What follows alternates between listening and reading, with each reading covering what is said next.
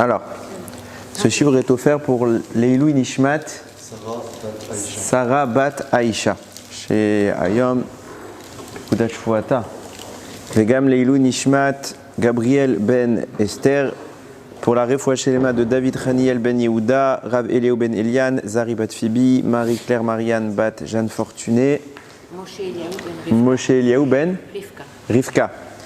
Une bonne santé à Chana Bat Aziza. Et à Zivou Gagoun Vetor de Jenny Bat Étoile, Michael Ben Chantal, Yehuda Ben Levana Bezrat Hashem.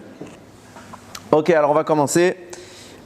Je voulais parler, on est à une semaine de Pessah, enfin tout petit peu plus qu'une semaine, mais ce Shabbat s'appelle Shabbat Agadol. Qu'est-ce que c'est que Shabbat Agadol? C'est écrit comme ça dans la halakha, on rapporte. On a l'habitude de réunir les Kehilot, c'est un des jours où il y a le plus de monde censé venir écouter un cours de Torah, c'est ce Shabbat. Pourquoi? Parce que le Rav va rappeler les halachot de Pessah, parce qu'il faut bien comprendre qu'elles sont chargées. On croit qu'on les connaît et très souvent les gens ne les connaissent pas. Et le Rav va également parler un peu Inyana Denoma, il va parler un peu de ce qui s'est passé et préparer un peu les gens au Seder. Et c'est pour ça qu'on appelle ce Shabbat Agadol, on profite de ce Shabbat Agadol en rapport avec un événement qui s'est produit, Béhémet, en Égypte. Et on va revenir un petit peu dessus. Quand on était en Égypte, le Shabbat juste avant la Yetziat Mitzraïm, donc Akadosh Baruch Hu a demandé au Bnei Israël de se préparer à quoi? Korban Pessah. Korban Pessah, il fallait apporter un sacrifice, donc il a demandé d'amener l'animal, de le sélectionner, de le poser à la maison, de l'attacher et de le préparer comme ça, d'attendre jusqu'à la sortie d'Égypte. La veille de la sortie d'Égypte, on va le sacrifier, on va se tenir prêt pour partir et dès qu'Hachem nous dira c'est bon, vous sortez, alors on est sorti. Ok, qu'est-ce qu'il y a d'extraordinaire maintenant? Nous rapporte le Shulchan Aruch, enfin le Tour. Il dit que ils ont pris là-bas un agneau et l'agneau c'est un des dieux égyptiens.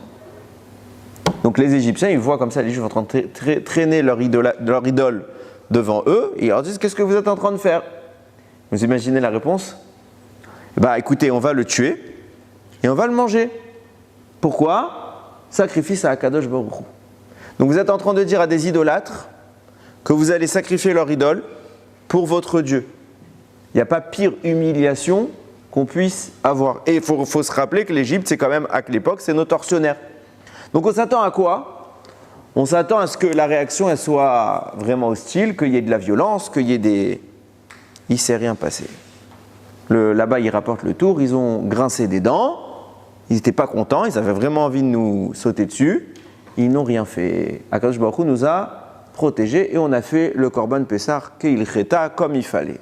En souvenir de cela, ce qu'on a appelé le Shabbat Agadol, c'est un Shabbat où il y a eu un miracle. Hachem il nous a protégés, là où normalement, faites ça sur n'importe quelle croyance dominante, je ne parle pas d'une croyance qui ne nous domine pas, une croyance dominante, allez dans un pays musulman et vous brûlez le Coran, je ne vous laisse pas beaucoup de temps de vie devant vous. Pourquoi? Et c'est logique, c'est leur croyance devant eux, vous la brûlez, ben exactement ce que nous on a fait. Et il ne s'est rien passé. Ça c'est le premier avis que rapporte le Tour. Il y a un deuxième avis, c'est celui de Tosfot. Tosfot, il dit non, il s'est passé autre chose également. Ils ne se contredisent pas, c'est sans doute deux notions parallèles. Il dit c'est passé un peu, il y a un autre événement qui s'est produit. Quand en effet on a pris l'agneau, donc les Égyptiens sont venus nous demander pourquoi. On leur a dit parce qu'on va sortir, mais on ne vous a pas donné l'autorisation de sortir, qu'est-ce qui fait que vous allez sortir? Mais en fait jusqu'à maintenant, Hachem il a été sympa, il vous avait fait 9 plaies, mais maintenant il met la cerise sur le gâteau, il fait la 10e. C'est quoi la 10e? Tous les premiers-nés vous allez mourir. Donc réaction systémique du corpus des premiers-nés, tous les premiers-nés se sont fédérés entre eux, ils ont dit on ne va pas mourir. Et on voit que Dieu ne blague pas. Ça fait quand même 9 fois qu'il nous dit des choses invraisemblables et 9 fois qu'il le fait. Donc c'est quand même, il a qu'une parole. Donc en clair, vraiment, il va y avoir Makat Bechorot et on va mourir. Donc ils ont été voir leurs parents. Ils ont tous été dire, regardez, c'est soit nous, soit eux. Libérer les Juifs et non, on ne meurt pas. Qu'est-ce qu'ont dit les parents? Non. On ne libère pas les Juifs. Donc les premiers, ils ont dit, c'est soit nous, soit les Juifs. Donc on va se défendre. Qu'est-ce qu'ils ont fait? Ils ont tué leurs parents. C'est pour ça qu'on dit les Maké Mitzraïm bifroreem. Tout le monde croit que cette phrase-là veut dire et Hachem il a frappé les premiers-nés d'Égypte. Non, il a frappé l'Égypte avec les premiers-nés. Les premiers-nés d'Égypte, bifroreem, c'est eux qui ont frappé l'Égypte avant qu'Akadosh Baruch Hu ne fasse la plaie des premiers-nés. Pourquoi? Ce jour-là, il y a eu une guerre civile. Et il y a eu énormément de morts chez les parents égyptiens. Deuxième miracle. Donc en souvenir de tout ce qui s'est produit, on a appelé ce Shabbat Shabbat Agadol. Et donc on se prépare spécialement à Pessah, à Shabbat, qui précède la sortie d'Égypte. Venons, on s'arrête 2 minutes sur cette deuxième explication que nous a apportée Tosfot. En quoi c'est un miracle de dire que les premiers-nés ont tué leurs parents, il y a eu une guerre civile? Déjà, ce n'est pas un miracle. Pourquoi? C'est du bon sens. C'est soit je meurs, soit il meurt. On est d'accord? Donc, on a envie de dire que même si c'est les parents, quand on voit que les parents ils ont totalement du dédain pour nous, ils s'en fichent qu'on meure. Alors, je peux comprendre humainement que l'envie de survivre est prime et que les premiers-nés ils fassent la guerre. Pourquoi c'est un miracle? Et pire que cela, quand bien même c'est un miracle, on s'en moque, nous. Ça ne nous concerne pas. C'est pas ça qui nous a libérés d'Égypte, on est bien d'accord. Puisque même avec cette guerre, on n'est pas sorti d'Égypte. Quand est-ce qu'on est sorti d'Égypte? Après la plaie. Quand Hachem a effectivement tué les premiers-nés, là, Paro, il a dit, ça y est, j'en peux plus. Il nous a libérés. Ok. Donc nous, on n'est pas, même s'il n'y avait pas eu cet événement des premiers-nés qui tuent leurs parents, ça n'aurait rien changé à nos vies. À la limite, le premier avis, je le comprends, c'est un miracle que ceux qui auraient normalement dû s'en prendre à nous, quand on disait qu'on a pris le sacrifice de Pessah et c'était l'idole des Égyptiens, ils auraient dû nous frapper, ils n'ont rien fait, ils auraient dû nous sauter dessus, ils n'ont rien fait. Ça, j'entends, intervention d'Hachem, il nous a protégés, ça c'est un miracle. Mais d'après le deuxième avis, où il est le miracle? De vous à moi, il n'y aurait pas eu ça, ça aurait changé quelque chose? Rien. Bon, on va essayer un petit peu de comprendre, vous allez voir, c'est quelque chose d'intéressant. Vous savez qu'il y a un minhag, très connu, très répandu, je pense que toutes les Haggadot le rapportent, qu'à la fin de la Haggada de Pessah, à la fin, on chante Chad Gadja, Echad Miodea, etc. On chante tout ça. Et après ça, qu'est-ce qu'on fait? On lit un texte très connu, c'est aussi un chant qui s'appelle Shir Hashirim.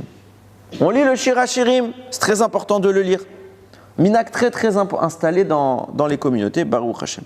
On va essayer de comprendre un petit peu quel rapport maintenant Shir Hashirim. Pourquoi je vais lire Shir Hashirim après le récit de la sortie d'Égypte? Alors dans les commentaires basiques, qu'est-ce qu'on va vous expliquer? Il y a des allusions, il y a des mentions de la sortie d'Égypte dans Shir Hashirim. Donc c'est le même sujet. J'ai envie de vous dire, venez, on est un peu cohérent. C'est le seul texte où il y a des mentions de la Yetziat Mitzrayim. Toute la Torah, c'est écrit partout. Dès qu'on fait une mitzvah, c'est en souvenir Zecher Yetziat Mitzrayim. Alors on devrait lire toute la Torah. Pourquoi Shir Hashirim? On devrait lire énormément de textes. Si à chaque fois qu'il y a une mention de Yetziat Mitzrayim, on devrait lire une tonne de textes, on s'en sort plus. Bon, ce serait bien en réalité parce qu'il y a écrit que celui qui ne trouve pas le sommeil, qui continue toute la nuit à commenter la Haggadah de Pessah, car qu'il reste réveillé comme ça. Maintenant, pourquoi Shir Hashirim? Alors écoutez bien, le Rav de mon Rav, j'ai sa Haggadah que j'ai pu feuilleter cette année. J'ai trouvé des chidushim extraordinaires, je vais essayer de les partager avec vous. Il y a une Mishnah qui s'appelle Mishnah Yadaim, qui parle des mains. Ok, là-bas on parle de tout ce qui est afférent, toutes les mitzvot qui peuvent être liées aux mains. Et entre autres, on va parler souvent d'une mitzvah qu'on appelle Netilat Yadaim. Je vais vous donner une halakha qui va vous paraître très paradoxale. Vous savez que si vous prenez un Sefer Torah, c'est saint ou c'est pas saint? C'est Kadosh. Et pourtant, si vous touchez le Sefer Torah, je ne parle pas à l'extérieur, mais si je parle du parchemin du Sefer Torah, où il y a écrit, le texte est écrit, si vous le touchez, vous devez vous laver les mains. Après, je parle. Pourquoi? Parce que vous êtes tmeim, vous êtes impur. Le Sefer Torah rend impur. Pourquoi? Décret des sages. Je m'explique. À l'époque, on avait les Kohanim et on avait une mitzvah de donner aux Kohanim ce qu'on appelle les prélèvements, la trouma. La trouma, donc vous avez une récolte, vous devez prélever une partie de la récolte et vous devez la donner au Kohen. Maintenant, cette trouma doit toujours être pure. Elle ne doit jamais avoir touché quelque chose d'impur. Qu'est-ce qui se passait à l'époque? Comme la trouma c'est kadosh, Et que le Sefer Torah c'est Kadosh. Et il faut savoir qu'il y a une halakha, normalement on devrait tous avoir un Sefer Torah chez nous, on le fait plus trop aujourd'hui, mais ça devrait être le cas. Donc les gens qui avaient un Sefer Torah à la maison, où est-ce qu'ils mettaient la Trouma? Avec le Sefer Torah. On met le Kadosh, dans votre Sifriya par exemple, si vous avez une bibliothèque de livres de Torah à la maison, vous mettez que des livres de Torah dedans, vous mettez tout ce qui est Kadosh, vous mettez les ustensiles de Shabbat, les Nerot, la Chanoukiya, tout ce qui est ustensiles de Mitzvah, c'est là-bas qu'on va le mettre. Mais on ne va pas mettre des choses qui sont impures. Donc les gens ils faisaient pareil à l'époque, c'est pas nouveau. On avait de la Trouma Setar, je ne l'ai pas encore vu mon Kohen pour que je puisse lui donner, je le mets à côté du Sefer Torah. Mais à l'époque, c'était pas aussi moderne qu'aujourd'hui. Même aujourd'hui, ça peut exister dans certains endroits. C'était pas aussi moderne. C'était parfois un peu plus insalubre et il y avait des rats. Il y avait des rats. Et qu'est-ce qu'elles faisaient les rats? Ils cherchaient la nourriture. La Trouma, c'est de la nourriture, donc ils venaient manger. Parfois, ils arrivaient à grappiller comme ça de la Trouma. Et qu'est-ce qu'il y avait à côté de la Trouma? Le Sefer Torah. Et plein de fois, on a retrouvé les Sefer Torah rongés par les rats. Alors qu'est-ce qu'on dit, Chachamim, pour protéger? Parce qu'au moins, on ne peut pas protéger la Trouma. Où est-ce qu'on va la mettre? Quoi qu'il arrive, les rats, c'est ce qu'ils cherchent. Donc ils vont trouver toujours la Trouma. Mais ils ne vont pas chercher un Sefer Torah, les rats. Alors qu'est-ce qu'ils ont décidé, Chachamim? Ils ont dit dorénavant, tout ce qui touche un Sefer Torah devient tamé. On invente une Touma, décret rabbinique. On invente une Touma. Comme ça, vous n'avez plus le droit de mettre à côté du Sefer Torah la Trouma, parce que si vous mettez la Trouma à côté du Sefer Torah, elle devient tamée. C'est clair? Comme ça, ils ont pu sauver tous les Sifrei Torah qui se faisaient ronger à l'époque. Et c'est resté à Dayom. Donc aujourd'hui, si vous touchez le parchemin du Sefer Torah, c'est pour ça qu'on vous verrez ceux qui montent à la Torah. Des fois, il y en a qui ont le minag, comme ça, ils veulent embrasser ou ils veulent toucher le Sefer Torah. Ils prennent leur talit et ils touchent le Sefer Torah. Vous verrez que le Chazan, quand il lit le Sefer Torah, il a un yad en fer comme ça ou en argent. Pourquoi on ne touche pas le Sefer Torah? Je suis clair? Très bien. Pourquoi j'ai introduit ça? Maintenant, il y a un débat dans la Mishnah qui demande comme ça. Qu'est-ce qu'on appelle Sefer Torah? Est-ce que c'est mamash le Sefer Torah avec les Chamisha Chumshe Torah, ce que nous on lit le Shabbat, ou s'il y a d'autres textes dans lesquels on écrit assez de psukim, des textes saints, ça s'appelle aussi Sefer Torah. Là-bas, il y a le débat sur Shir HaShirim. Si un type, il prend un sofer, un scribe, il écrit sur un parchemin kasher, avec une écriture kasher. Il écrit Shir HaShirim, sur un parchemin. Si moi je touche ce parchemin, est-ce que j'ai les mains impures comme toute écriture de Torah, écriture sainte, ou pas? Débat là-bas, dans la Mishnah. Il y en a qui disent c'est marloquette, etc. Viens Rabbi Akiva et dit Chas v'shalom, que quelqu'un ait un jour pensé qu'il y avait marloquette sur ce sujet, il n'y a pas de marloquette. C'est clair. Pourquoi? Il dit parce que si toutes les écritures sont appelées Kadosh, sainte, Shir HaShirim c'est appelé Kodesh Kodashim. C'est le saint des saints. Il est clair, net et précis que si un jour tu as un parchemin sur lequel est écrit Shir HaShirim intégral et que tu le touches, tu as les mains impures. Pourquoi? Parce que le débat en réalité c'est de savoir d'où provient le texte. Est-ce que ce texte qui a été écrit par Shlomo HaMelech, est-ce qu'il est issu d'un dévoilement prophétique? Et dans ce cas-là, on le cadre comme tout texte de Torah. Et si je l'écris sur un parchemin, c'est un Sefer Torah. Et si je le touche, je suis tamé. Ou est-ce qu'on cadre cela comme le génie d'un homme? Un homme qui était intelligent, comme par exemple qui aurait écrit un raisonnement ou une poésie, David HaMelech, qui aurait écrit. David HaMelech aussi, il a eu Ruach HaKodesh. Mais si j'écris une louange à Kadosh Baruch Hu, il y a plein de chants qu'on chante toute l'année, c'est l'homme qui les a écrits. Mais ce n'est pas pour autant que si je les écris sur un Sefer Torah, dans le format Sefer Torah, ils sont quoi que ce soit de plus qu'un texte. Donc c'est ça le débat. Et vient nous dire Rabbi Akiva, je vous révèle à tous, ne vous trompez pas, Shir HaShirim, c'est Kodesh Kadashim. C'est plus haut que tout. Plus haut que tout. Pourquoi? Pourquoi Rabbi Akiva il est comme à ce point-là makpid avec Shir HaShirim? Quand vous regardez un petit peu les mots qu'Akadosh Baruch Hu emploie à notre égard, il y a plusieurs catégories ou plusieurs manières de nous appeler. Des fois, il nous appelle Avadim, serviteurs. Des fois, il nous appelle Banim, ses enfants. C'est comme ça que la Torah, généralement, elle nous présente. Avadim, serviteur, c'est quand on n'a pas beaucoup de mérite. Alors on est que, c'est déjà pas mal, mais on n'est que les serviteurs d'Akadosh Baruch Hu, il nous met un peu plus à distance parce qu'on n'est pas non plus des tzadikim. Quand on est très très proche d'Hachem, alors plus proche que le serviteur, bien évidemment, c'est le fils ou la fille. Donc on est les enfants d'Akadosh Baruch Hu. Là on est très très proche, et il nous appelle Oben, Eved. Ok, très bien. Vient Shlomo Améler, et il change tout le paradigme. Il change tout le système. Il dit ni Eved, ni serviteur, ni enfant. Il parle de quoi dans Shir HaShirim? D'une histoire d'amour. Entre qui? Hachem et son peuple. Shlomo Améler nous présente comme étant l'épouse d'Akadosh Baruch. D'où il vient? C'est quoi cette histoire? Pourquoi l'épouse? Qu'est-ce qu'il veut nous dire Shlomo Améler? Et qu'est-ce qui dérange à ce point-là Rabbi Akiva? Eh bien, c'est exactement ça. À savoir que on peut voir la relation avec Akadosh Baruch Hu sous deux angles. Mais les deux ont leurs conséquences. C'est quoi la relation qui unit un parent avec son enfant? C'est quelque chose de très fort. C'est indéfectible. Vous pouvez vous disputer avec vos parents, vous pouvez les maudire, vous pouvez les détester, ou à l'inverse, vos parents qui vous feraient Sachas Veshalom, ça reste vos parents, ça restera vos enfants. Toujours. Atsof haolam. Même après la mort, ce sera papa et maman. Il n'y a pas de débat là-dessus. Donc c'est quelque chose de très solide. Par contre, ça a une limite. Ça a une limite d'intensité. À savoir, nos parents, il y a quand même une distance qu'on doit avoir avec eux. Il y a une révérence. On se lève devant les parents. On respecte. On se soumet. Il y a un rapport de soumission. Pourquoi? Parce que le père et la mère, c'est tellement important qu'Akadosh Baruch Hu les a mis dans les 10 commandements. Et que dans les 10 commandements, vous savez qu'il y a 2 tables, on en reparlera tout à l'heure. Il y a le premier côté et le deuxième côté. Dans le premier côté, c'est les 5 mitzvot qui rejoignent l'homme et Hachem. Le deuxième côté, c'est les mitzvot entre les hommes. Je me donne un exemple. Je suis Hachem ton Dieu. Ça concerne l'homme vers Hachem. Tu n'auras pas d'autre Dieu que moi. Tu ne prononceras pas mon nom en vain. Tu feras le Shabbat. Pour qui je fais Shabbat? Pas pour moi. Dans le rapport avec Akadosh Baruch Hu, ça concerne personne d'autre. Par contre, dans la deuxième partie d'étape, tu ne tueras pas, tu ne convoiteras pas, tu ne voleras pas, etc. Ça, c'est entre nous. Donc, Ben Adam, la Chavero. Les premières, c'est Ben Adam, la Makom. Dans le rapport qui nous unit à Akadosh Baruch Hu, qu'est-ce qu'il a mis en dernière loi, Hachem? Kabed et avicha ve'et imecha. Tu respecteras ton père et ta mère.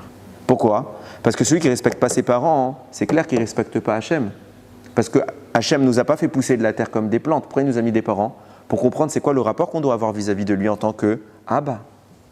C'est pour ça qu'on dit Avinu, Malkeinu, notre père, notre roi. Ok? Donc c'est tellement important, mais il y a une limite, il y a une révérence. Entre guillemets, il ne peut pas y avoir d'intimité, chas v'shalom, entre un père et son fils, ou entre une mère et sa fille, ou quoi que ce soit d'autre. C'est complètement détraqué. C'est la limite.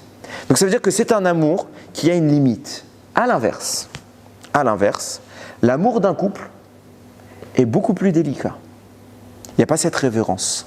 Il n'y a pas ce rapport de soumission de l'un vis-à-vis de l'autre. Il peut être brisé. Le divorce existe. On peut casser cette union. Par contre, quand cet équilibre délicat est présent, c'est beaucoup plus intense, c'est beaucoup plus passionné qu'un amour de parents vers ses enfants ou d'enfants vers ses parents. Donc il y a quelque chose qui sépare les deux relations, l'une qui est complètement folle, risquée, parce que c'est un pari, c'est un engagement, et on peut complètement le briser, c'est pas stable. Et l'autre qui est beaucoup plus raisonnée, beaucoup plus stable, beaucoup plus solide, mais moins puissante. Vient nous dire Rabbi Akiva, c'est ça Shir HaShirim. C'est ça Shir HaShirim. Bien sûr, on est les bnei banim l'Hachem Elokechem. On est les enfants d'Hachem notre Dieu. Oui, mais il y a plus que ça. Il y a prendre le pari fou d'être dépassé par l'émotion, de ne plus maîtriser ce qu'on fait, d'être complètement dingue. C'est ce qu'on appelle la passion amoureuse. C'est de ça qu'il parle Shlomo Améler quand il dit Matagidulo, qu'est-ce que vous diriez à Kadosh Baruch Hu chez Cholata Avani. Si un jour vous voyez Hachem, vous ne lui dites pas que je l'aime. Vous lui dites j'en suis malade tellement que je l'aime. Voilà la relation que décrit Shlomo, ça c'est la relation amoureuse. Vient nous dire Rabbi Akiva. Sache que toute la Torah, elle te parle de quoi? Soit de Avadim, les esclaves, soit de Banim, les enfants. Mais de ça, non. C'est pour ça que Shir HaShirim, si toute la Torah c'est Kadosh, Shir HaShirim c'est Kodesh Kadashim. C'est le saint des saints. Et qu'est-ce qu'il y a dans le Kodesh Kodashim? Dans le Beth Amikdash, il y a le Kodesh Kodashim. Qu'est-ce qu'il y a au Kodesh Kodashim? Il y a le Aaron j'allais dire à Cohen. Akadosh, ok? Dedans, il y a les tables. Au-dessus, il y a le couvercle. Et dessus, il y a 2 chérubins. Un masculin, un féminin. Pourquoi? Parce qu'ils viennent traduire la relation de couple qu'il y a entre Akadosh Baruch Hu et Israël. Au jour de la destruction du Beth Amikdash, vous savez comment on a retrouvé les Kérouvim? Les Romains sont rentrés au Beth Amikdash, ils ont détruit le Beth Amikdash. On était tous avec des menottes pour partir en exil. Ils ont récupéré le Aaron. Vous savez comment ils l'ont trouvé? Intimement. Ils ont sorti ça et ils ont montré à tous les Bnei Israël, voilà c'est quoi ce qu'ils font dans leur Kodesh Kodashim, le saint des saints, voilà c'est quoi leur pensée de pervers. C'est comme ça qu'ils ont pensé. Akadosh Baruch Hu, qu'est-ce qu'il a dit à ce moment-là? Pourquoi il a fait cela? D'habitude, c'est pas comme ça. C'est soit ils sont de face, soit ils sont de dos. Pourquoi ils étaient vraiment en union? Pour dire, même dans l'exil, je vous aime. Même dans l'exil, je vous aime. Et même maintenant, vous êtes mariés avec moi. C'était pas pour les Romains qu'il a fait ça. C'était pour nous. On était en train de pleurer. Hachem nous a montré ça. Pourquoi Ad Kama Hachem nous aime? C'est exactement ce qui se passe à Pessah, vous allez voir. Qu'est-ce qui se passe à Pessah? C'est le moment où Akadosh Baruch Hu est venu chercher sa femme. C'est pourquoi, comment se conclut Pessah? Après Pessah, on passe dans une période de Homer, 49 jours, qui arrive à Shavuot. C'est quoi Shavuot? C'est le jour du mariage entre Israël et Akadosh Baruch Hu. C'est pas pour rien qu'à la synagogue, le jour de Shavuot, on lit quoi? Dans beaucoup de Kehilot, on lit la Ketouba. La Ketouba, c'est quoi? C'est l'acte de mariage. On lit une Ketouba. Bien sûr, c'est les hommes qui ont écrit cette Ketouba, mais c'est pour témoigner qu'au moment où Akadosh Baruch Hu il a levé le Har Sinaï au-dessus de notre tête, c'était quoi? C'était notre roupa avec Akadosh Baruch Hu. Et donc ça veut dire quoi? Ça veut dire que Pessah, c'était le jour du Shidur, c'était les fiançailles, le jour où Akadosh Baruch Hu et les Bnei Israël sont tombés amoureux. Et le mariage, c'est la conclusion, c'est Shavuot. C'est pour cela qu'on lit Shir HaShirim et pas un autre passage de la Torah. On lit Shir HaShirim à la fin de la Haggadah parce qu'on est complètement tombé amoureux d'Akadosh Baruch Hu. Et regardez comment Akadosh Baruch Hu, il va nous glisser cela en filigrane. Il y a, dans la logique, quand vous analysez les choses, si je vous pose la question, dans l'année, dans le calendrier juif, quel est le moment où vous ressentez le plus Akadosh Baruch Hu, vous avez une ferveur, vous avez un lien? Vous allez me dire qui? Pour Rosh Hashanah, Yom Hadin, le moment où on est jugé, on se prépare à la tchouva, on fait les slichot, on pleure, on en arrive à pleurer à Kippour. Le Harizal, il dit, comment tu peux ne pas pleurer à Rosh Hashanah? Comment quelqu'un peut arriver à Rosh Hashanah et il ne pleure pas? Il dit que si on ne pleure pas, c'est qu'on a un problème. On n'a pas compris, on a tout loupé. Comment tu pleures pas à Rosh Hashanah? Yom Hadin, il y a le roi, il est là, il vient te juger, tu pleures pas? On est franc entre nous, on fait tous des avérotes. Et on ne peut pas lui cacher. C'est pas le patron avec qui je peux cacher les petites imperfections. Non, à Kadosh Baruch Hu, on tremble. Est-ce qu'on est comme ça, on a cette intensité, cette vibration à Pessah? Non. Pourquoi? Alors que dans la logique, c'est à Pessah qu'on devrait vivre comme ça. Pourquoi? Parce que le jour où je rencontre avec Kadosh Baruch Hu comme mon mari, c'est un mariage, c'est le shidur, c'est le fiançailles. Tous ceux qui sont mariés ici ou qui se sont déjà mariés, qu'est-ce que vous avez à ce moment-là? Au moment où vous allez officialiser les choses, vous êtes besimcha, vous débordez de joie, vous ressentez les choses le plus intenses. Le problème, bien souvent, c'est que le mariage, on les considère comme étant le plus beau jour de notre vie. Ça signifie que tous les jours après, ils sont moins bien. Il faut que ça continue à être de mieux en mieux. Bon, ça, c'est une anaga qu'on doit avoir dans le rapport avec notre conjoint. Mais bon, Pekitsour, c'est vrai. On déborde d'émotions. À Pessah, on devrait vivre une relation beaucoup plus puissante qu'à Rosh Hashanah et Kippour. Pourquoi on ne l'a pas? Pourquoi c'est tout l'inverse? C'est exactement le débat qui oppose Rabbi Akiva et les Chachamim. Chachamim, ils ne sont pas sûrs, est-ce que Shir HaShirim, c'est si saint? Pourquoi? Parce que même si c'est des grands Talmidei Chachamim, ils ne sont pas comme Rabbi Akiva. Rabbi Akiva vit l'amour véritable avec Akadosh Baruch Hu. Il est red dingue d'Hachem. Quand vous êtes dans le couple, regardez, vous avez les invités, le du mariage, et vous avez les mariés. Qui est le plus joyeux? Les mariés, on espère. Ok, sinon c'est que ça va pas bien. Ok, les invités sont joyeux, mais pas à Kolkar. Ils viennent faire la fête, ils viennent bien manger, et en plus ils doivent donner un cadeau, c'est pas ce qui réjouit le plus. Ok, c'est d'air. Maintenant, on n'est pas aussi joyeux. Pourquoi? Parce qu'on est extérieur à la relation. Donc nous, on regarde ça de l'extérieur. C'est bien, c'est une joie, mais entre cette joie qu'ils ont et moi vis-à-vis de mon fils, je préfère mon fils. Parce que ce n'est pas moi qui suis concerné, je suis de l'extérieur. Quand je suis de l'extérieur, je préfère la relation père-fils. Et viendra Ramim nous dire, la relation père-fils, ou la relation à la limite quand on est plus loin encore esclave, elle est mieux. Et c'est ce qui se passe à Rosh Hashanah Kippour. Qu'est-ce que vous dites à Rosh Hashanah Kippour? Im kebanim, im keavadim. Si tu nous considères comme soit considère-nous comme tes enfants, soit comme des esclaves. Au moins un des deux. Ça, c'est Rosh Hashanah Kippour. Et comme on est nous dans cette limite-là, alors il y a des règles. C'est stable. Ça ne partira jamais, cette relation. Mais il y a une limite. Je ne me jette pas corps et âme dans cette relation. Vous avez tous vu vos enfants quand vous leur donnez une corvée, ils courent ou ils ne courent pas? On connaît. Ok? C'est la limite. Par contre, ceux qui sont dans le couple, il n'y a rien de plus grand. Il n'y a rien de plus puissant. Il n'y a pas de limite à cette relation. Ça, c'est Pessah. Mais il faut y être. Si tu vis cet amour vers Akadosh Baruch Hu, à côté de Pessah, Rosh Hashanah et Kippour, c'est light. Mais si tu n'as pas, alors Pessah est moins grand que Rosh Hashanah et Kippour. Et c'est ce qui se passe pour nous, parce qu'on n'est pas à ce point-là proche d'Hachem. Malheureusement. Regardez bien, maintenant comment Akadosh Baruch Hu glisse les choses. Vous savez que, quand Hachem nous a demandé d'apporter le Korban Pessah, quel animal il fallait apporter? Vous avez tous dit l'agneau. Pas obligé. C'était pas obligé d'apporter un agneau. On peut après apporter aussi un chevreau. On avait le choix. Est-ce que le chevreau, c'est un dieu égyptien? Non.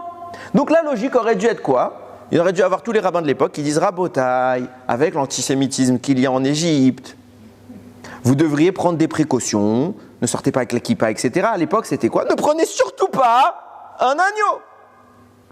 Prenez un chevreau, c'est la même mitzvah. Tous les bnei Israël ont pris quoi? L'agneau. C'est des fous. Hein? La rébellion. Alors, c'est pas de la rébellion. Je t'explique maintenant pourquoi. Nous dit la Mechilta, écoutez ce qu'écrit le Kliyakar. Nous dit, mais je vous ai dit tout à l'heure, il y a 2 tables. Okay, il y a 5 commandements, 5 commandements. Pourquoi Hachem il n'a pas fait une grande table? Pouvez. Pourquoi il a fait 5 et 5? Parce qu'il y a un parallèle entre le premier de chaque table et le premier. Le deuxième, le troisième. Prenez l'interdit d'idolâtrie dans les premières tables. C'est lequel? Loye lecha Elokim acherim. Le deuxième commandement, c'est quoi le deuxième commandement des deuxièmes tables? Lotin af. Tu ne commettras pas l'adultère. Nous dit le Kliyakar. Pourquoi ils sont reliés l'un à l'autre? Parce qu'on est les maris et femmes entre Akadosh Baruch Hu et nous. Et donc, puisque Dieu c'est notre époux, si j'ai un autre Dieu qu'Hachem, je trompe mon époux. Loye lecha Elokim acherim, tu n'auras pas d'autre Dieu que moi. Ça correspond au fait qu'on est marié avec Akadosh Baruch Hu. Donc, comment je fais pour tromper Akadosh Baruch Hu? En prenant un autre Dieu. Tout ce temps-là, on était en Égypte. Malheureusement, on a été baigné dans l'idolâtrie. Viennent les Bnei Israël et ils disent quoi, Kadosh Baruch Hu? En la Noëla ata. Il n'y a que toi. Pourquoi? Parce qu'on t'aime et on ne te trompe pas avec un autre. Et comment je te le montre? J'aurais pu prendre le chevreau, mais je ne t'aurais rien montré. Tout le but de ma démarche, c'est de te montrer quoi? Shechol ata avani. Parce que moi, je t'aime et je suis malade d'amour pour toi. Alors quitte à mourir. Et c'est ça que je parlais quand je parlais de passion folle dans l'amour, c'est qu'on peut faire des choses qui sont mais stupides par amour. C'est ce qu'on a fait. Mais c'est quand on fait des choses stupides que la personne en face avec qui on les fait, elle est impressionnée. C'est pas quand on fait des choses évidentes. C'est là que, entre guillemets, on marque des points. Donc, au moment de Pessah, les ministres ont dit, pas grave qu'on meure. Tant que lui, il sait que je l'aime, je suis prêt à mourir. Et au lieu de prendre le chevreau, qui était la solution tranquille, ils ont tous pris un agneau. Ils ont détruit l'idole égyptienne pour montrer « j'ai pas d'autre Dieu que toi ». En contrepartie de ça, Kadosh Baruch Hu leur répond. Écoutez bien, quand Hachem est venu, a dit à Moshe de se rendre auprès de Paro, qu'est-ce qu'il lui a transmis comme message? Il a dit « Ve Marta el Paro, tu diras à Paro, Ko amar Hachem beni bechori Israël ». Tu diras à Paro, Israël, c'est mon fils aîné. Quelle relation?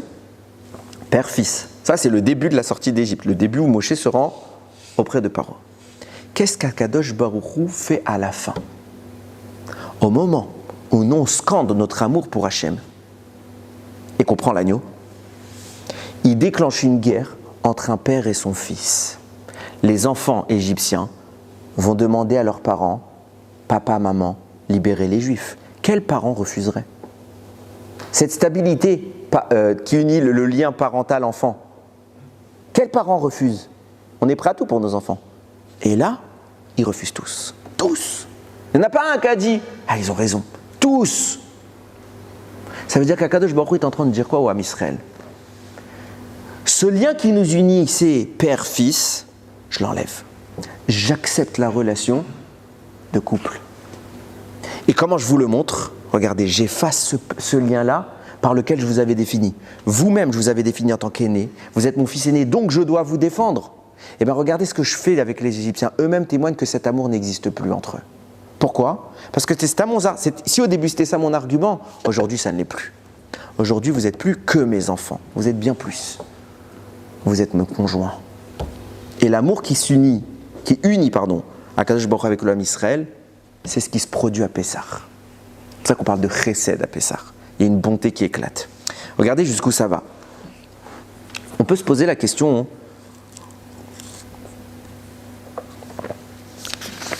de... Chachamim nous rapporte, vous allez voir, ce que je veux mettre en place, c'est la conséquence de ce changement de statut. Jusqu'à maintenant, j'ai dit, c'était père-fils. Maintenant, il y a une conséquence importante que la Gada va mettre en place. Puisque maintenant, on n'est plus père-fils et qu'on a vraiment radicalement détruit l'idolâtrie de notre cœur, puisqu'on est plus dans la relation amoureuse avec Hachem, regardez ce que ça va engendrer.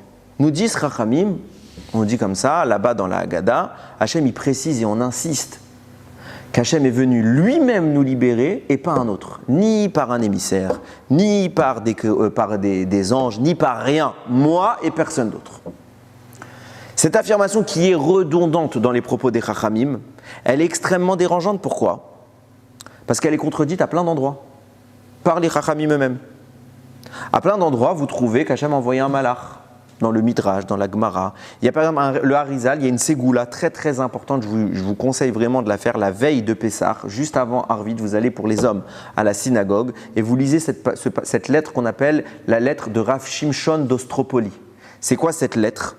C'est le Harizal, il a écrit un petit paragraphe comme ça, c'est du charabia. Personne ne comprend ce que veut dire ce paragraphe et des années plus tard, Rav Shimshon d'Ostropoli a eu la chance de le comprendre. Il a eu un dévoilement en rêve et ça ne pouvait qu'être cela parce que je vous invite à lire le texte original du Harizal, c'est vraiment n'importe quoi. Ça ne veut rien dire. Ça ne veut rien dire. Et lui, il explique tout. Et là, vous comprenez tout ce qui s'est passé pendant la Yetziat Mitzrayim d'un point de vue un peu plus ésotérique. Et là-bas, il cite énormément de malachim qui sont venus et qui sont intervenus en Égypte. Comment tu me dis qu'il n'y a pas eu de malach? Et quand bien même, mettons qu'il n'y a pas eu de malach, pourquoi Hachem il a tant d'insistance pour dire moi et personne d'autre? C'est une preuve d'amour. C'est une preuve d'amour. C'est d'air. Et parfois, on voit que jusqu'à maintenant même, à chaque fois, Hachem il envoie 99% du temps, Hachem il envoie un malach. Même pour Avraham, il a envoyé un malach. Qu'est-ce qu'il y a ici? Qu'est-ce qu'il faut? Qu'est-ce qui justifie? Hachem, il dit non. Il faut que ce soit moi. Écoutez bien. C'est écrit comme ça dans le Bnei Issachar, mais je l'avais déjà vu également dans le Chida qui rapporte cette idée. Vous savez, par exemple, dans la Hamida, quand vous faites Refaenu Hachem, venez rafé. Guéris-nous Hachem et nous serons guéris. Ça ne vous dérange pas la phrase? Il faut se rendre compte de ce qu'on dit. Guéris-nous Hachem et nous serons guéris. D'où ça vient? Ça vient d'un passouk de la Torah. C'est dans, que je vous dise pas de bêtises, dans Yirmiyahu. Il est écrit comme ça: Refaeni Hachem ve'erafé. Guéris-moi Hachem et je serai guéri. Oshi'eni ve'ivashia. Libère-moi, sauve-moi, je serai sauvé. Ki ata, parce que tu es l'objet de mes louanges. Il dit la même chose. Refaeni, guéris-moi et sauve-moi. Et je serai guéri et je serai sauvé. Les Chachamim posent la question, pourquoi ils répètent deux fois la même chose? Et le Zohar répond, parce qu'il y a deux types de guérison. Il y a la guérison faite par Akadosh Baruch Hu, et il y a la guérison faite par le malach de la guérison, Raphaël. C'est quoi la nuance? C'est que quand Akadosh Baruch Hu il vient te guérir, c'est définitif.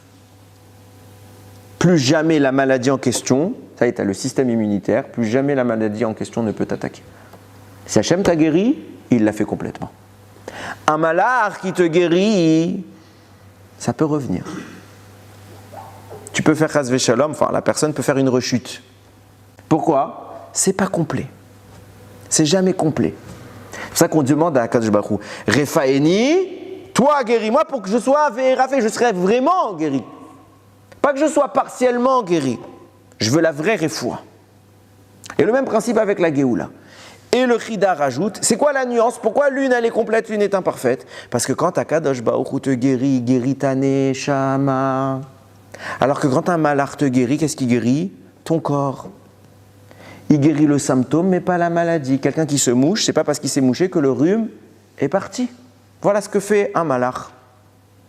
Hachem, il traite l'affliction à la racine. C'est pour ça qu'on demande, toi, tu nous guéris, et pas le malach Michael. Le même principe nous disent Chachamim dans la Géoula. Hachem, il dit, si j'envoie un malach, la Géoula est partielle. Si je me permets de venir personnellement libérer le Ham Israël, la Géoula, elle est shlema. Je ne veux pas une Géoula partielle. Seulement, quand Hachem guérit, qu'est-ce qui guérit? L'âme. C'est pour ça qu'Akadosh Baruch Hu nous a libérés sur le plan de la Neshama, mais pas sur le plan du corps.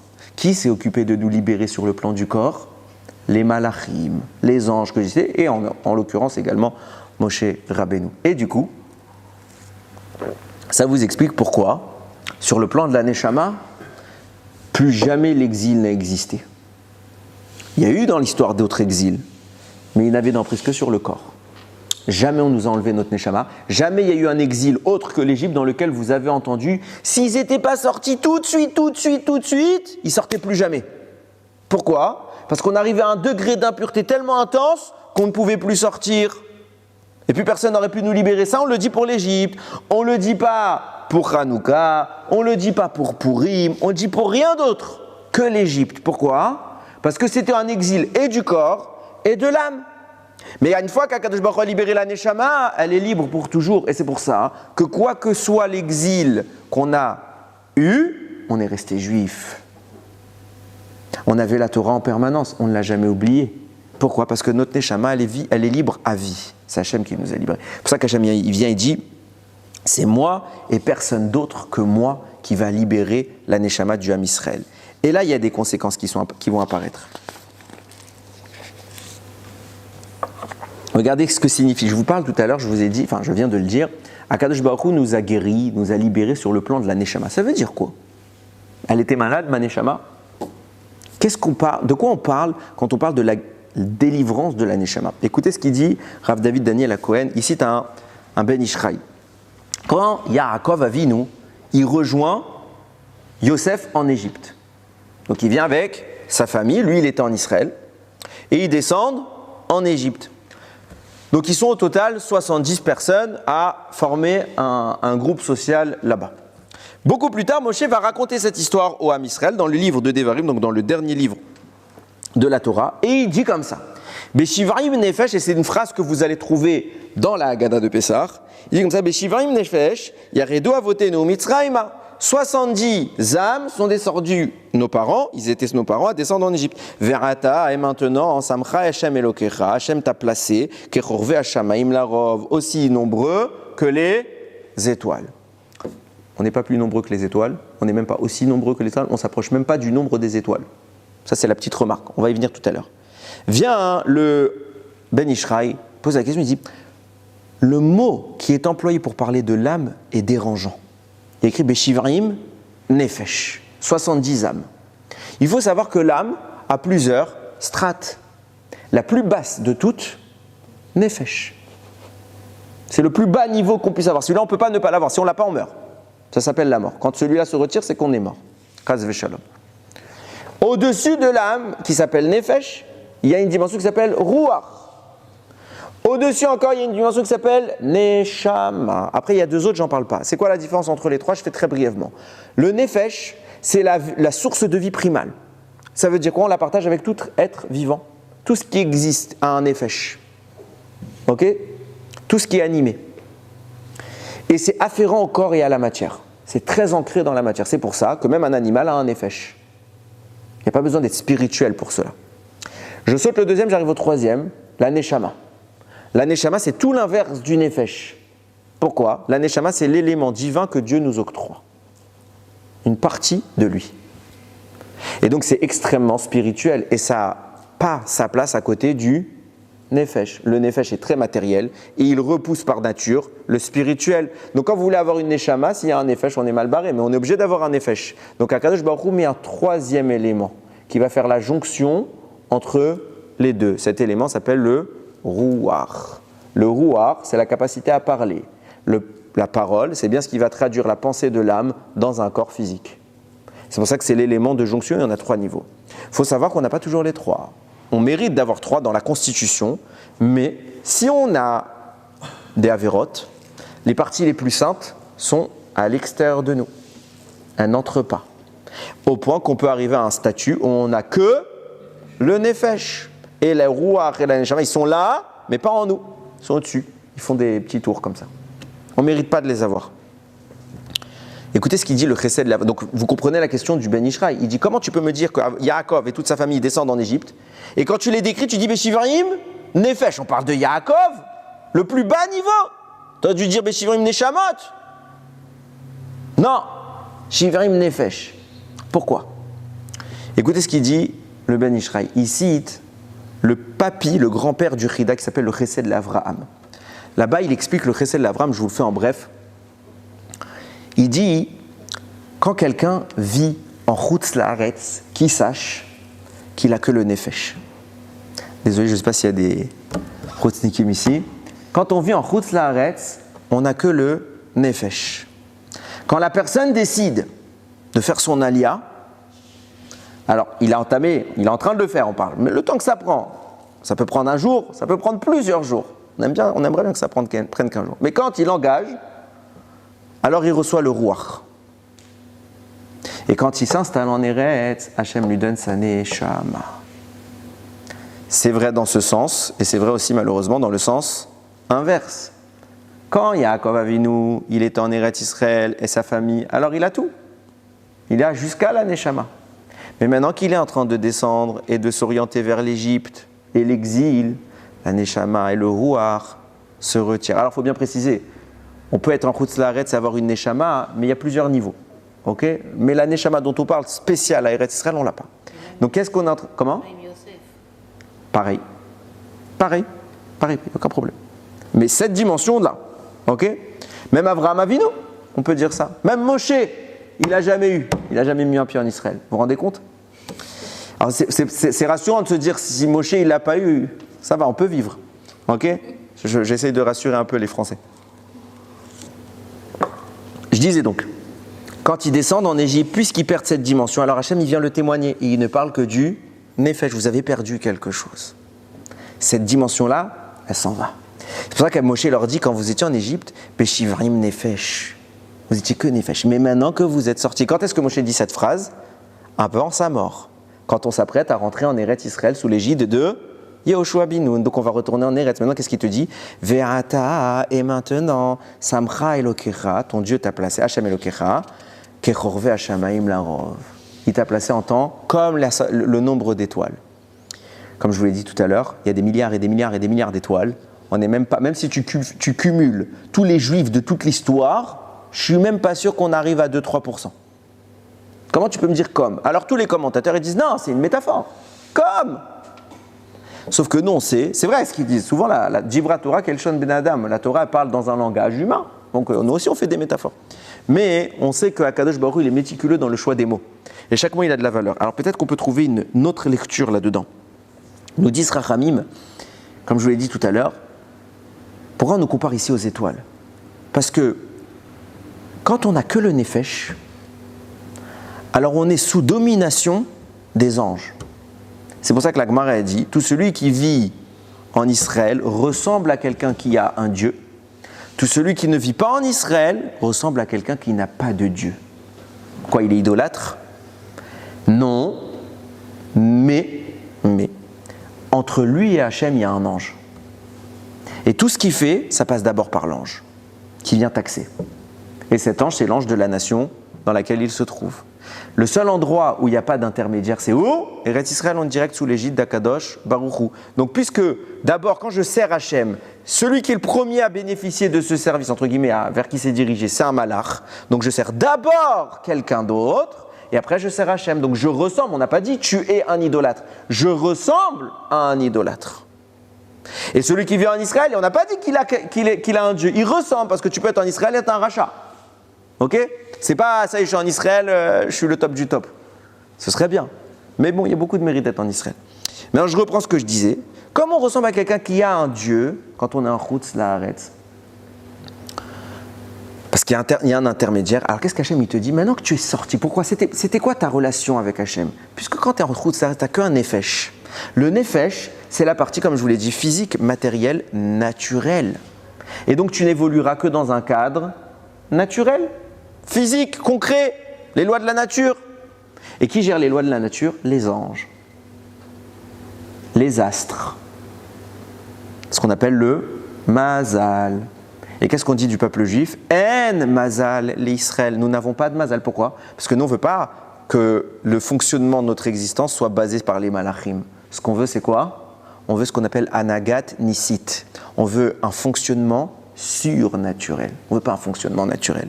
Celui qui a la neshama, puisqu'il est directement kashour, il est directement lié à Kadosh Baruch Hu, il n'a plus un fonctionnement naturel, il a un fonctionnement surnaturel. Et conséquence de quoi?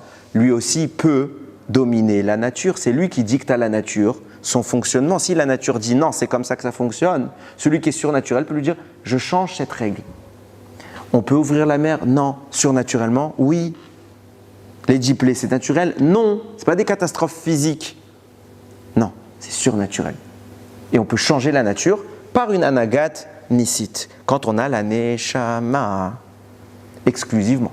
C'est pour ça que les tzadikim arrivent à faire des miracles, et nous on peut toujours essayer, on peut prier ou leur demander de faire un miracle pour nous, mais nous généralement, on n'y arrive pas. Regardez qu'est-ce qu'Akadosh Baruch Hu nous dit.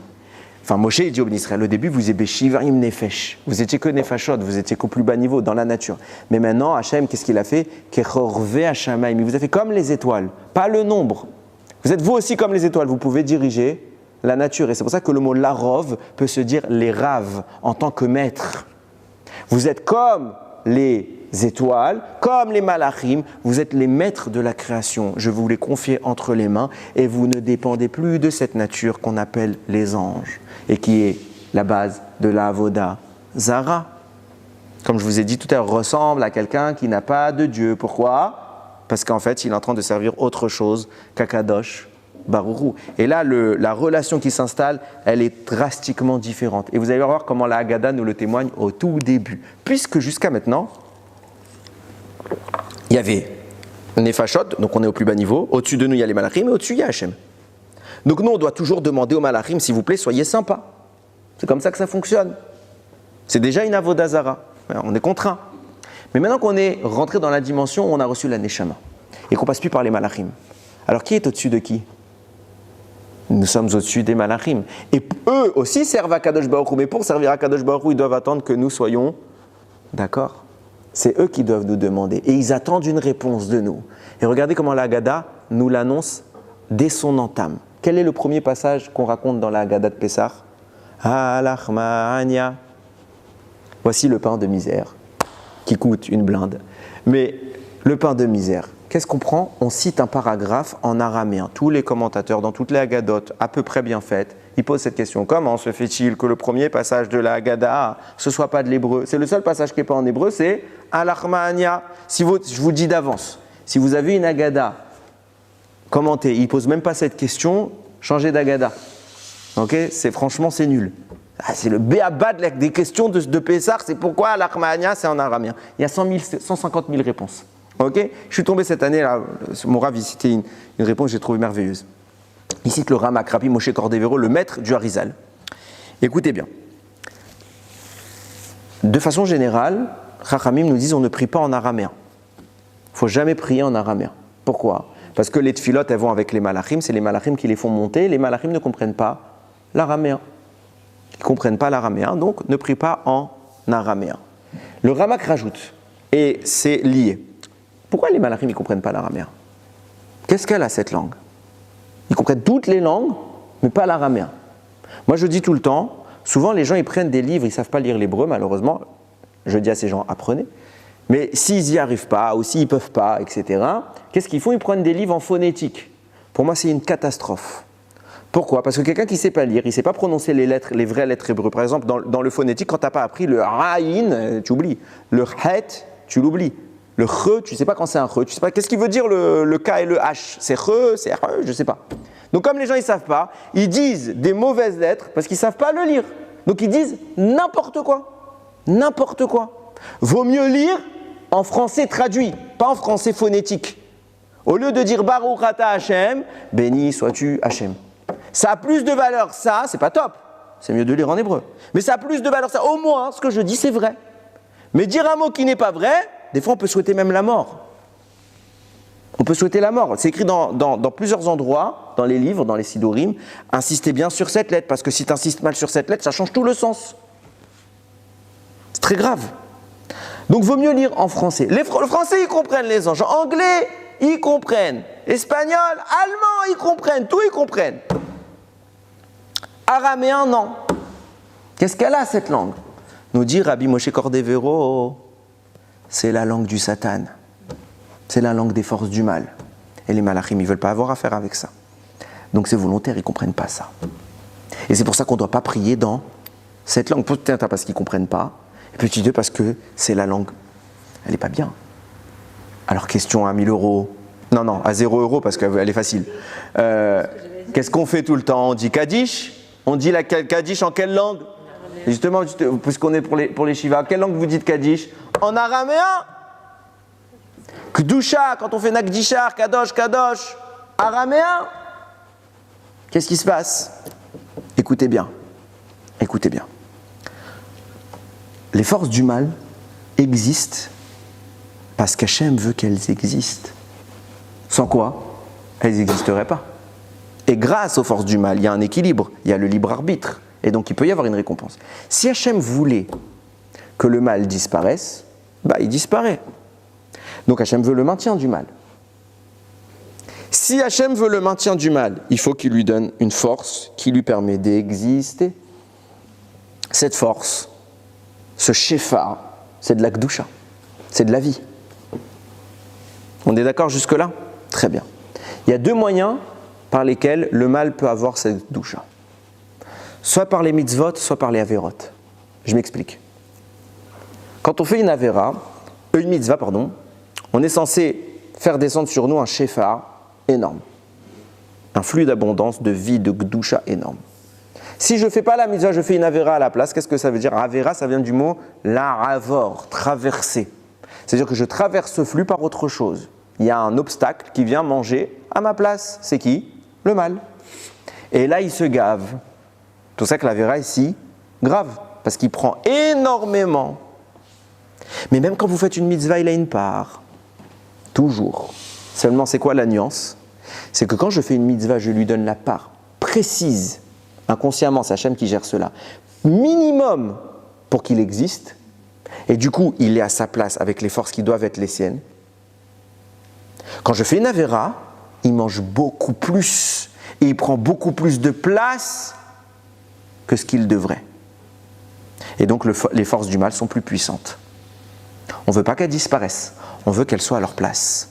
C'est pour ça que dans chacune des mitzvot, il y a une part pour les forces du mal. Qu'est-ce que vous faites quand vous êtes 3 hommes qui ont mangé ensemble? Vous faites une petite prière qui s'appelle le Zimoun. Que veut dire Zimoun? C'est quoi une azmana? Une invitation. J'invite qui? Dieu. Pourquoi j'invite? Dieu, il a besoin d'une invitation? Avlan venivrir les malka ilaha kadisha. On va bénir le roi saint, le roi suprêmement saint. Pourquoi je l'invite? J'ai besoin? Je le bénis. Je fasse birkat. Pourquoi je l'invite? Quand vous invitez quelqu'un à un mariage, c'est pour avoir les personnes que vous voulez qu'elles soient là. Et ça permet aussi que ceux que vous voulez qu'elles ne soient pas là, ne sont pas invités. Il y en a un qui aimerait squatter notre repas. Toutes les mitzvot qu'on va faire pendant le repas, c'est qui? C'est le Satan. Donc qu'est-ce que je fais juste avant la fin de mon repas? Le moment où je vais recevoir la bracha, j'invite ceux que je veux inviter et j'expulse ceux que je ne veux pas inviter. Donc je dégage le Satan. Mais juste avant, il y a une petite halakha hyper importante que malheureusement personne ne fait. Maïm acharonim, je dois me rincer le bout des doigts, pas les mains, surtout pas les mains, le bout des doigts. Et ce maïm acharonim là, il est plus important que netilat yadayim avant. Pourquoi que le bout? Et on te dit attention, hein, les gouttes qui tombent là, elles sont impures. Pourquoi? Ça va, j'ai mangé quoi? C'est la part qu'on donne au Satan. Parce que je veux lui donner une part. Mais je ne veux pas qu'il s'asseye à ma table et qu'il mange ce qu'il veut. C'est moi qui le sers. À ce moment-là, pourquoi tu fais pas Zimoun quand j'ai seul? Alors le Zimoun, c'est un avantage qu'on a. Quand on est à 3 hommes, parce que la Shekhina, elle est là. Quand il n'y a pas, il y a moins de force de mal. Plus on est 2 personnes, plus il y a de la Gdusha, plus il y a de force du mal. Donc plus j'ai besoin d'un bouclier. Quand je suis moins, il y a moins de force du mal. Donc je n'ai pas besoin d'un aussi grand bouclier. Par contre, j'ai besoin de Maïm acharonim. Surtout quand on parle précisément du pain, parce que dans le pain, il y a beaucoup de notions importantes. Ok? Mais qu'est-ce qui se passe quand on fait plus que les... Faut pas plus, parce que plus vous montez haut, plus vous lui donnez. Donnez-lui quelques gouttes, ça suffit. Pourquoi on répond Shamaïm après? Ça c'est le format. Non. À méditer, c'est le format de la tefila, mais j'ai pas analysé, tu as raison. J'en étais où? Oui, donc je disais même dans Zimoun, vous voyez dans quelle langue je le fais le Zimoun? Araméen. Pourquoi? Écoutez bien. Quand je fais ma tefila, je ne veux pas que le Satan il ait sa part.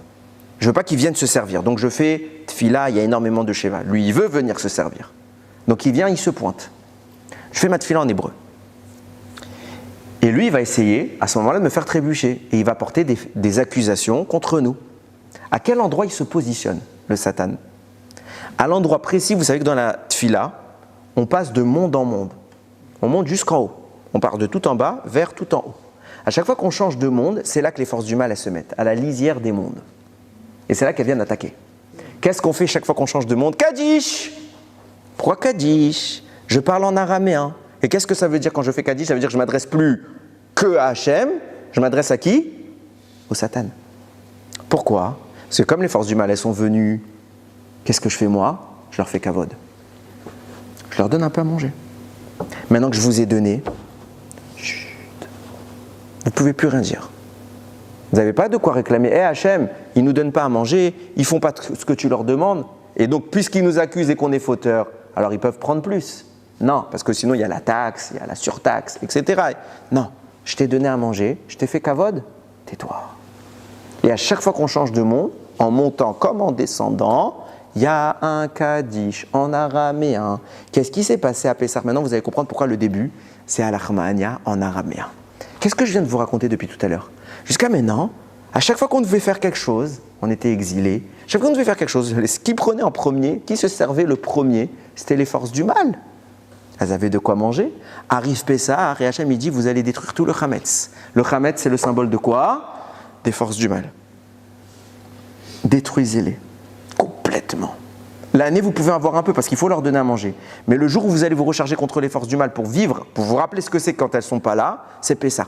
Vous les chassez complètement. Qu'est-ce qu'elles disent les forces du mal? Elles viennent et disent Ribono shel olam. On n'a plus de quoi manger. Et elles viennent nous attaquer le soir du Seder. Le soir du Seder, qu'est-ce que nous on leur fait comme petit cadeau? Al-Achmania. On vient leur parler à elles pour qu'elles aussi elles aient une part dans la louange d'Akadosh Baruch Hu. Et quand elles vont voir que même elles se mettent à louer à Akadosh Baruch Hu, elles ont une bracha dans ça, alors elles vont plus s'attaquer à nous. Et c'est tellement fort ce que je vous dis que le Zohar ne s'arrête pas aux forces du mal. Il dit qu'Akadosh Baruch Hu, tellement qu'on a changé la hiérarchie. Jusqu'à maintenant, nous étions les serviteurs des idoles, des malachim, et maintenant elles attendent qu'on leur donne quelque chose. Même les malachim, qui sont gdoshim, saints, Akadosh Baruch Hu leur dit le soir de Pessah, tout le monde descend, écoutez le récit de mes enfants de la sortie d'Égypte. À côté de vous, c'est pour ça qu'il faut faire très attention le soir de Pessah. Aucun mot qui rôle. C'est terrifiant Pessah. C'est terrifiant, on fait pas des bêtises, on va se marier avec Akadosh Baruch Hu. Tous les malachim ils viennent pour être les témoins de ça. Toi tu parles du match de foot, tu parles de ta tante qui a la future balagan dans la famille, tu parles de toutes les histoires. Non, chas vesham, tu rentres, pas de dispute, tu t'assois, tu fais ton seder. Chut, sheket, que de la Torah. Pourquoi tout le monde vient écouter ce que tu vas dire? Tout le monde vient écouter ce que tu vas dire. Et toi tu vas commencer à parler de la guerre qu'il y a avec l'Iran, Shem Mishmor. Aucun rapport, aucun rapport. Torah, Torah, Torah. Qu'est-ce qui s'est passé? C'est exactement pourquoi on commence, parce qu'on a tellement changé le rapport qu'il y a avec les anges en question, que c'est eux qui attendent de nous. Et je vais terminer avec ça. Écoutez bien ce que disent Chachamim. Quand un enfant, il est dans le ventre de sa mère, la Gemara Masechet Nida rapporte, au-dessus de lui, il y a une petite bougie, comme ça. C'est pas vrai, il n'y a pas une vraie bougie, sinon la femme, elle serait pas très à l'aise. Mais spirituellement, il y a une sorte de bougie qui brille et il voit d'un bout à l'autre du monde. Nous disent Rachamim, c'est quoi cette histoire de bougie au-dessus de la tête? L'enfant dans le ventre de sa mère, il n'a pas encore d'âme. Il est en train d'être constitué. Et son âme, la partie la plus noble de son âme, elle commence un petit peu à s'incorporer en lui, mais la partie la plus haute reste au-dessus de lui. Au moment de la naissance, l'enfant se met à crier.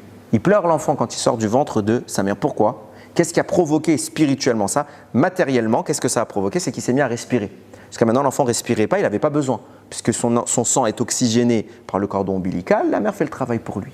Et là, d'un coup, il n'a plus d'oxygène, donc son diaphragme s'ouvre et l'air rentre. Et il fait une neshima, une respiration. C'est les mêmes lettres que neshama. Pourquoi il fait une respiration? Parce que sa neshama est en train d'entrer réellement en lui. Et qu'est-ce qui change subitement? Jusqu'à maintenant, il n'avait pas d'air dans les poumons.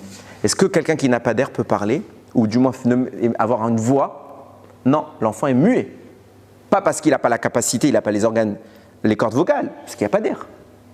Mais quand la neshama entre, ça se témoigne par un cri. Il crie, il montre qu'il a de la voix. La neshama qui rentre, la guérison qu'Akadosh Baruch Hu nous a fait en Égypte, c'est exactement ça. C'est exactement ça. Notre neshama est revenu. Et là, on s'est marié avec Akadosh Baruch Hu. Parce qu'on était lié à lui et puis à ce monde.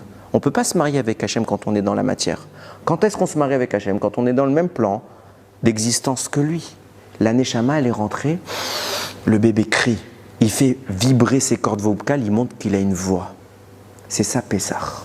Le soir de Pessah, il y a une insistance marquée pour faire des commentaires. On ne lit pas la Haggadah, on raconte la Haggadah. On pose des questions sur la Haggadah. On répond, on commente toute la nuit s'il le faut. Pourquoi? Parce c'est exactement ce récit, c'est la capacité de parler. Cette capacité de parler, on l'a récupérée quand? Quand on s'est marié avec Hachem. Bah oui. Demande à une jeune fille qui n'est pas mariée, qui n'a même pas encore rencontré son mari. Elle peut te raconter les louanges de son mari, ou pareil pour un homme. Est-ce qu'il peut te raconter combien sa femme est extraordinaire? Ben non, il ne la connaît pas. Mais par contre, le jour où ils se sont rencontrés, quand la fille rentre chez elle et quand le garçon il rentre chez lui, qu'est-ce qu'ils font? Ils racontent à tout le monde, oh, j'ai rencontré une fille, j'ai rencontré un garçon extra, il a tel quel, il n'y a pas de défaut. C'est après qu'on voit les défauts. Il n'y a pas de défaut au début. Il est extra, il est beau, il est gentil, il est attentionné, il fait tout bien, elle fait tout bien, elle est magnifique, tout. Pourquoi? Là on parle.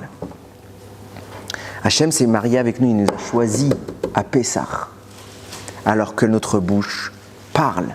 C'est pour ça qu'il nous donne une neshama, pas pour qu'on se taise. C'est ça le témoignage, c'est ça la bague de mariage.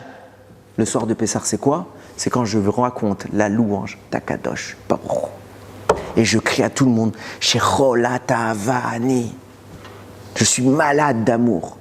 Quand tu rentres du rendez-vous, galant, tu racontes tout. Il a fait ça, il y a eu ça, il y a eu ça, il y a eu ça. Quand ça s'est bien passé, hein. Il y a eu ça. Tu racontes les détails. Et quand tu prépares le mariage, combien on est méticuleux, la chemise, la robe, les fleurs, il faut qu'elles soient telle couleur, il faut que la mariée, quand elle rentre, on soit tout. Combien de détails? Pourquoi? Parce que c'est chachouv. Et plus que ça, parce qu'on a de l'entrain. On est animé. C'est ça, Pessah. On va raconter la sortie d'Égypte. On va raconter quoi? Tu sais, Hachem, qui c'est Akadosh Baruch Hu? Combien il a fait pour moi? Et on doit trouver des miracles qui ne sont pas écrits dans la Haggadah, les petits détails, ce qu'Hachem n'a pas écrit, que nous, qu'on ressent. On doit chercher Akadosh Baruch Hu. C'est ça la Géoula. Tu trouves Hachem, t'es libre, t'es loin d'Hachem, t'es en prison. C'est ça Pessah. Pourquoi on loue Hachem? Hachem, il veut s'asseoir sur un trône et dire combien il est chachouv, combien il est le roi. Non, tout ce qu'Akadosh Baruch Hu veut, c'est qu'on témoigne combien on l'aime. C'est ça l'amour de Pessah. On va chercher chaque prat, chaque micro-détail pour dire à Hachem, merci, t'as fait ça pour moi. Merci. Et comment on tombe amoureux d'Hachem? Vous le connaissez, vous, Hachem? Moi, je ne l'ai jamais vu. Quand je vois ce qu'il fait pour moi, combien il a été là? 5786 ans que le monde existe. Plus de 3000 ans qu'on est sorti d'Égypte. 3000 ans, ça fait plus de 3000 ans. Et on a tous basé Hachem. Pourquoi je dis on a basé Hachem? Parce que qui peut me dire aujourd'hui, et je m'inclus dans ce qui, je n'ai pas cette prétention, qui vibre plus à Pessah qu'à Rosh Hashanah et Kippour? On n'est pas encore amoureux. Shabbat. Même Shabbat, on ne vibre pas plus. Vous vibrez plus à Shabbat ou à Kippour? À Shabbat, vous êtes en train comme ça. Oh, il arrive! Vous sonnez du chauffard à Shabbat? Non! Shabbat, oui, vous allez parler de votre histoire de famille, ce que vous avez fait hier, vous allez raconter le train-train. On bafoue. Shabbat, c'est très haut. Je ne suis pas en train de dire ça. Le problème, ce n'est pas la grandeur du Shabbat. C'est celle que nous lui accordons. C'est ça le problème. Pareil pour Pessah. On n'a pas peur. On n'est pas en train de se dire, il est là. Quand vous avez fait les présentations, le khatan ou la kala, chacun mettez-vous dans la position. Quand vous êtes à côté des parents et il y a à côté de vous votre conjoint. Comment on est? Sur notre 31, vous prévenez toute la famille avant, je te préviens, pas de bizarrerie. Tu te tiens bien, pas de dispute papa et maman, pas de blagues bizarres. Soyez parfaits. Pourquoi? Parce qu'on veut impressionner. C'est vrai, on sait tous qu'on a fait ça. Ok? Tu veux impressionner, tu veux pas qu'on voit que tu es bizarre, tu veux impressionner. C'est ça, Pessah. C'est ça, Pessah. Akadosh Baruch Hu, il envoie toute la famille, il envoie tous les malachim. Tout le monde est là. Et nous, qu'est-ce qu'on va dire? Pourquoi je veux me marier avec Akadosh Baruch Hu? Parce qu'il est comme ça, il est comme ça, il est comme ça, il est comme ça, il est comme ça. Shecholat Ahava Ani. C'est pour ça qu'on termine avec Shira Shirim et qu'on scande à Akadosh Baruch Hu. On n'est pas que tes fils. On est... C'est bien déjà qu'on soit les enfants d'Hachem, mais il y a mieux. On veut vivre d'amour avec toi.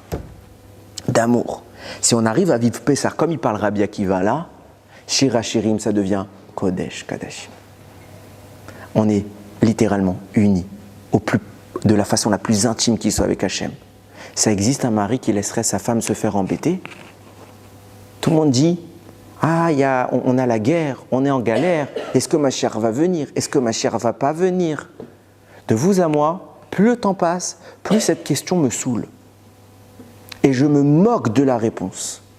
La seule chose sur laquelle j'essaye de me consacrer, c'est à Kama je l'aime. Le reste, c'est la conséquence. Ma chère, il vient, ouais, et alors? Et alors? Ça va changer quoi? C'est pas ça qu'il faut savoir, c'est pas ma chère qui doit nous libérer. C'est pas lui qui va faire le travail pour nous. C'est à nous de nous libérer nous-mêmes. Et pour se libérer, il faut être marié au roi. Yiratson, qu'on arrive à Pessah, on se prépare, vous avez maintenant une dizaine de jours, ok? Ne passez pas ces jours-là devant l'écran, la télé, etc.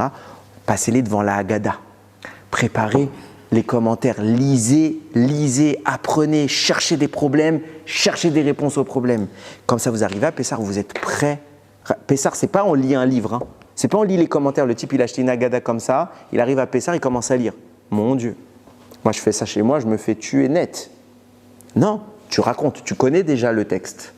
Tu sais ce que tu vas dire, tu sais quelles questions tu vas poser, tu sais ce que tu vas raconter à tes enfants.